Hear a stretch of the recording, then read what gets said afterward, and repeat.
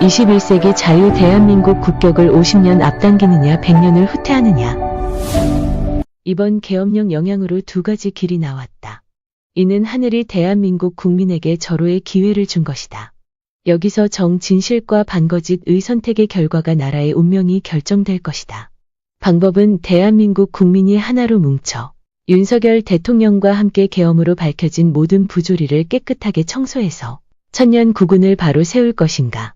아니면 범죄자와 전과범들의 농간에 빠져 100년의 처절한 삶을 살 것인가. 결정의 순간이 우리 앞에 놓여 있다. 나는 문인이지만 훌륭한 작가는 아니다. 그러나 한평생 바르게 살왔고 위하는 삶을 지금까지 살다 보니 하느님께서 가끔은 이 죄인에게 신비의 체험을 주신다. 그래서 그런지 내 생각이 신기할 정도로 맞을 때가 있다. 그 중에 세 가지만 말씀드리고 싶다. 직장 재직 중에 신앙심에 빠져 많은 봉사를 했다. 제가 봉사하고 있는 성당의 총회장 선거의 날이다. 성당에 가득 찬 봉사자 가운데 제가 일어나 한마디 했다. 참 민주주의는 신앙인부터 솔선수범해야 한다. 고로 오늘 선거는 누가 당선되듯 개표는 우리 모두의 선거인 앞에서 하기로 합시다. 라고 제안을 했다. 만장일치로 좋다고 박수를 쳤다. 그런데 모두 투표가 끝났다. 개표를 하려는 순간 수녀가 투표 바구니를 들고 밖으로 나갔다. 30분 후에 투표 한 장을 가지고 와서 정화무게가 당선되었다고 발표했다. 투표인 모두는 침묵이 흐른다. 나는 천주교가 이 모양인데 더 말해 뭘 하나 조용히 집에 왔다. 이날 밤 전화가 왔다. 오늘 당선자 정이다. 임기환 회장은 그동안 수고 많았다. 자신의 임기 중 편히 쉬라는 전화였다. 고맙다 인사하고 임기 동안 잘해달라 인사했다. 그런데 몇 개월 있다가 하느님은 정화무게를 하늘로 데려가셨다. 두 번째 박근혜 대통령 때 나라 정세가 너무나 이상하게 돌아가. 나는 대한민국 최고 전략 전문가와 세계 정세에 탁월한 두 사람의 이력서를 받아서 친전으로 박근혜 대통령한테 보내면서 지근거리에 두 사람을 모시고 정치를 하시면 임기를 무사히 마치게 될 것입니다. 라고 편지와 이력서를 보냈으나 거절되었고 결국에 탄핵으로 죄 없이 4년의 옥고를 치렀다.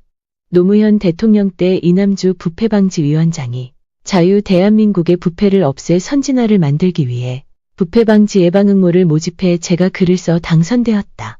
시상 후 당선된 사람과 부패에 대한 토론이 있었다. 제 차례가 와서 나는 대한민국은 청와대부터 민초까지 썩고 또 썩었다. 이 썩은 것을 도려내는 방법을 제안하겠다. 사람이 죽으면 성공한 사람이나 실패한 사람이나 부자나 가난한 자나 공평하게 누구나 관 속에 들어간다. 노무현 대통령과 이남주 부패방지위원장한테 부패를 막아달라고 관을 만들어 드리겠다고 제안했다. 부패를 척결하다 적에게 맞아 죽게 되면 관 속에 들어간다는 각오로 부패를 다스려야 나라를 바로 세울 수가 있다라고.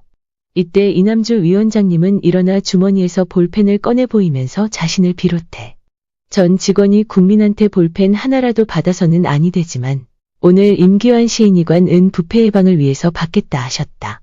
참석한 내빈과 직원 모두는 박수를 쳤다. 그러나 노무현 대통령은 관을 받지 않았다. 관을 받아 그 의미를 알았다면 노무현 대통령은 성군이 되었을 것이다. 그러나 청와대를 찾아가 관을 전했으나 받지 않아서 광화문 우체국 가서 택배로 붙였으나 반송되어 돌아왔다. 얼마 후 부엉이 바위에서 대한민국 노무현 대통령 자살. 방송과 신문에 광고가 뜬 것을 보고 탄식을 했다. 자유 대한민국 대통령으로서 첫 번째 자살. 대통령의 불명예 대통령이 되었다. 그간의 많은 체험을 통해서 느낀 점은 이번 윤석열 대통령의 계엄은 신의 한 수가 아닌가 생각된다. 계엄을 통해서 모든 것이 백일하에 드러났다. 입법, 사법, 행정을 국민이 신뢰할 수 없다는 것이다.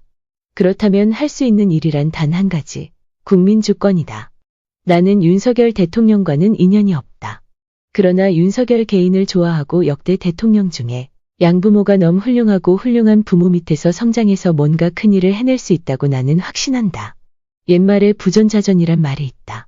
아버지 윤기중 씨는 연세대 상경대학 교수였고 수많은 제자를 탄생시켰고 윤석열 아들을 고무옷으로 엄하게 교육시킨 훌륭하신 학자다. 어머니 최경자 씨는 이화여자대학교 교수이었다. 어머니로서 교수로서 아름답게 살아온 어른이시다.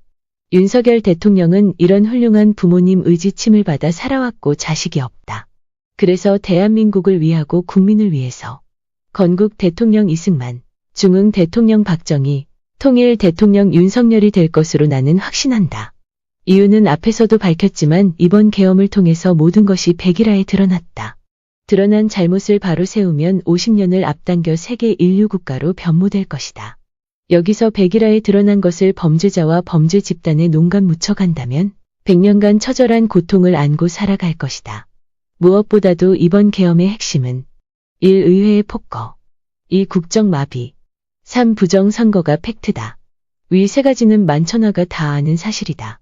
그런데도 불구하고 썩어 빠진 법치는 정의와 부정을 갈라치기 했고 썩어 고착된 중앙선거관리위원회는 은평구선관위 무더기 부정선거를 비롯해서 4월 10일 선거 55명 현 가짜 국회의원에 대해서 오리발이다. 법의 최후의 보루인 헌법재판소는 좌와우라는 말을 해서도 안 되고 법치에 적용되어서도 안 된다. 정의와 신뢰가 엄정해야 될 헌법재판소가 전 정권에 의해 망가뜨린 판사가 수두룩한데 더 이상 법치의 보루인 헌법재판소가 아니다. 그러므로 국민 모두는 입법, 사법, 행정으론 윤석열 대통령을 법의 논리론 불가하다는 것이 확실하므로 국가의 마지막 보루인 국민의 주권으로 윤석열 대통령을 모셔서 위대한 한덕수 국무총리 이하 장관과 새 내각을 세워서 백일화에 드러난 불법과 나라 망치는 제도를 모두 정상으로 되돌려놓고 국회법을 새로 탄생해서 연임제를 만들어 통일까지 완수할 수 있도록 국민과 함께 해야 한다. 위대한 대통령은 혼자 할 수 없다. 민이 함께해서 만들어가야 할 것이다. 오늘날 국회가 제 기능을 다하지 못하고 있는 것은 가짜 국회의원 55명과 각종 범죄자 집합소가 되었기 때문에 이놈들이 국민의 종복이 될 수가 없다. 그래서 제2의 국민께 드리는 상소문에서 국회법을 개정해야 된다는 당위성을 역설했다. 나라가 이렇게 된 원인이 모두가 국회 때문이다. 앞에서도 언급했지만 이번 윤석열 대통령의 계엄에서 모든 불법이 적나라하게 드러났으니 하나하나 신속하고 바르게 고쳐나가면 반세기를 앞당겨 르네상스가 대한민국에서 꽃피게 될 것이고 세계가 또 한 번 코리아의 열풍에 놀랄 것이다. 그동안 구치소 내에서 윤석열 대통령은 하느님을 뵙고 새로운 메시지를 받았을 것이다. 위대한 대통령은 혼자 될 수 없다. 태조 이성계 곁에는 무학대사가 있었듯이 윤석열 대통령은 우리가 함께 만들어 가야 한다. 그렇게 만든다면 윤석열 대통령은 통일도 확실하게 완성토록 할 것이고 세계 1위 국가로 부상될 것이다. 광야에서 외치는 소리는 자칫 메아리가 될 수 있지만 외침 과행동 실천만이 역사를 만들어낼 수가 있다. 국민들이여, 더 이상 지체 말라. 간첩은 불구속이고 죄 없는 대통령은 구속당한 대한민국이 되었다. 여기서 국민이 깨어나지 못하면 영원히 지옥 속에서 살게 될 것이다. 이상은 전라도 광주시 광산구 출신 이룬 임기환 시인이 외치는 글입니다. 감사합니다.